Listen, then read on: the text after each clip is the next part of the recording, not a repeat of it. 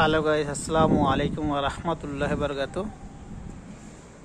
সর্বপ্রথম আমি আপনাদের কাছে ক্ষমা চেয়ে নিচ্ছি। এই যে আমি আমার ফেসবুকের মাঝে একটা অর্ডার করছিলাম, এখানে আপনার প্রাইস আছে 690 টাকা। আমার এই অর্ডার আমি এখন খুলি দেখি। এই দেখুন কতগুলো পেপার, এক বান্ডিল পেপার, এই যে আরেক বান্ডিল পেপার, আর এই যে একটা পেপার,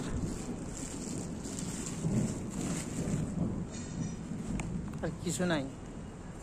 তাহলে আমার এই পেপারের দাম 690 টাকা। আমার এই ভিডিওটা বানানোর উদ্দেশ্য হলো, আপনারা ফেসবুকে যে কোনো জিনিস দেখেন আপনার চয়েস মতো, ওগুলা অর্ডার করবেন না। কেননা ফেসবুকে যতগুলা দেখবেন আপনার পছন্দনীয় জিনিসপত্র, এগুলো একদম ফালতু এবং ভুয়া, যা আপনার মনে আশা যোগাবে কিন্তু সান্ত্বনা দেওয়ার মতন কিছু পাবেন না। তদ্রূপ আমি জানি, এতটুকু বলতেছি আপনাদের কাছে,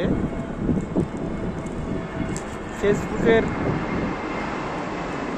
বিভিন্ন প্রকার বিজ্ঞাপন অ্যাড থেকে আপনারা বিরত থাকুন।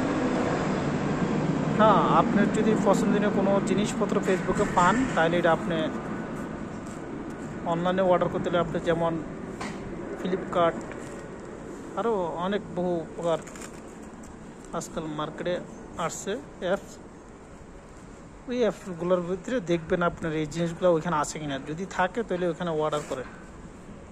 ফেসবুকে একদম ফালতু অর্ডার, ফালতু, এটার উপর কেউ ভরসা করবেন না, ঠিক আছে? একবার বুয়া।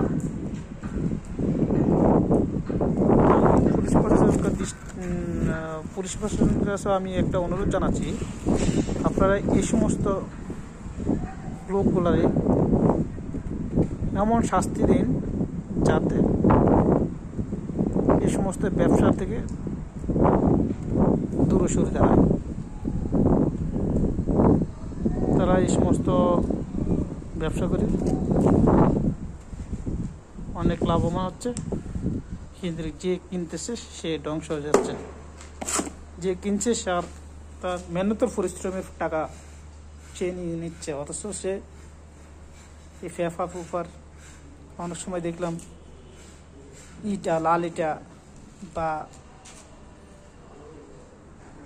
কাগজের টুকরা ভরে দেওয়া দেয়। ওকে, এই বলে ভিডিও শেষ করলাম। ভুল ত্রুটি হলে ক্ষমা করবেন। আল্লাহ হাফেজ, আসসালামু আলাইকুম ওয়া রাহমাতুল্লাহি ওয়া বারাকাতুহু।